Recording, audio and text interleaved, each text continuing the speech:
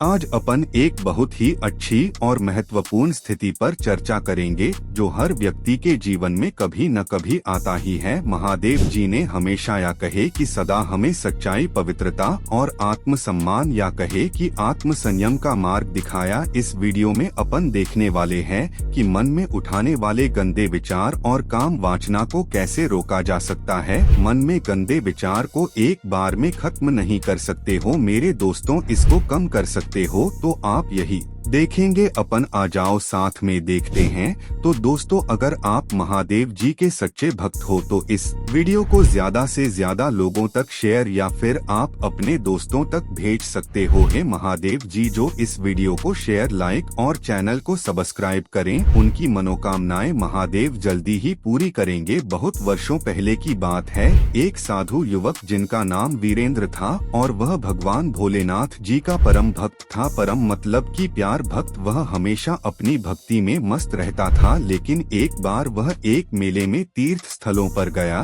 तो उसने वहां पर अनेक भव्य और सुंदर महिलाओं को देखा। उसे अपने मन में एहसास हुआ कि उसका मन किसकी ओर भटक रहा है। यह उसके भक्ति के मार्ग में बाधा बन रहा था। फिर भी महादेव जी का भी को इस बात का अफसोस जल्दी होने लग गया था, लेकिन फिर भी उसने अपने मन में सोचा कि मैं तो महादेव जी का भक्त हूँ, मेरे मन में ऐसे गंदे विचार कैसे आ सकते हैं। महादेव जी का भक्त अशांत और अपने मन से परेशान होकर वह अपने घर जहां भक्ति करता था वहीं लौट आया और भगवान भोलेनाथ जी की मूर्ति के पास जाकर बैठे गया और उसने अपने महादेव जी से प्रार्थना किया कि हे भोलेनाथ, मेरे मन में यह पाप, काम, वासना और गंदे विचार क्यों आ रहे हैं? कृपया मुझे इनसे छुटकारा पाने का कुछ कठोर उपाय बताएं। तो महादेव जी ने उसके सच्ची प्रार्थना से भगवान भोलेनाथ जी बहुत खुश हो गए और वहीं पर प्रकट हो गए और बोले, वत्स, यह व्यक्ति का स्वाभाविक स्वभाव है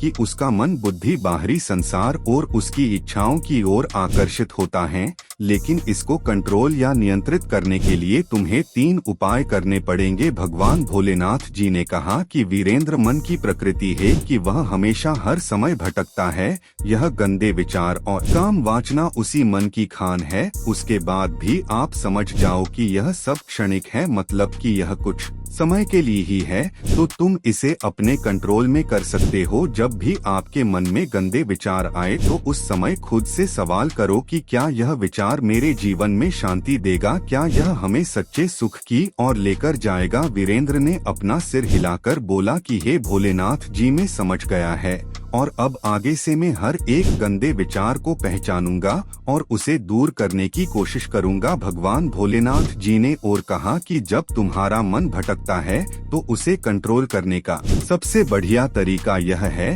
कि ध्यान ही है, और ध्यान करते समय आप ओम नमः शिवाय मंत्र का जाप करो। यह मंत्र अपने या तुम्हारे मन को एकाग्रता पैदा करेगा और तुम्हारी इच्छाओं को नियंत्रित करेगा। भक्त ने पूछा महादेव जी से कि ध्यान कैसे करूं? भगवान भोलेनाथ जी ने समझाया कि अपनी आंखें बंद करो, अपनी सांसों पर ध्यान दो और बार बार ओम नमः शिवाय मंत्र का जाप करो। इससे तुम्हारा मन शांत हो जाएगा और काम वासना की जड़ें धीरे धीरे कम हो जाएगी। भक्त वीरेंद्र उसी समय प्रतिज्ञा ली कि वह हर दिन ध्यान करेगा और भगवान भोलेनाथ जी ने कहा कि हे पुत्र, तुम्हारे द्वारा खाए गए भोजन और देखे गए दृश्यों से भी मन भटकता है, कहे कि प्रभावित होता है, इसलिए सात्विक जीवन कैसे व्यापक किया जा सकता है। महादेव जी ने कहा कि सादा और शुद्ध शाकाहारी भोजन करो, सुबह जल्दी उठो, ईश्वर या भगवान का ध्यान करो और अपनी इंद्रियों को अच्छे कार्यों में लगाओ। जो इंसान अपनी इच्छाओं को काबू में करता है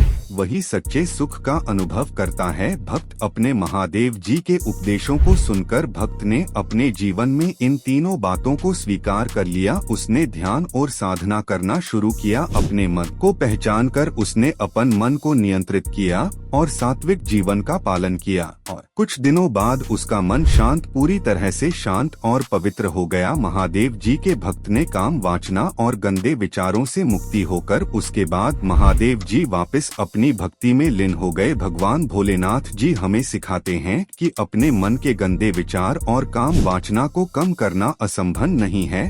खत्म तो करना असंभव हो सकता है, लेकिन इसे अपने मन से कम कर सकते हैं। इसके लिए सबसे पहले अपने मन को पहचानना, ध्यान और साधना करना और सात्विक जीवन अपनाना चाहिए। और हम दोस्तों महादेव जी के बताए गए इन उपायों को अपने जीवन में उतारा कर इसका पालन करना चाहिए, तो ही अपना मन शांत और शुद्ध हो जाता है और हम एक खुशी या शांति का अनुभव करता है। और दोस्तों यह वीडियो आपको लगा होगा तो आप इस चैनल को सब्सक्राइब जरूर करें और कमेंट में हर हर महादेव लिखना न भूले दोस्तों। याद से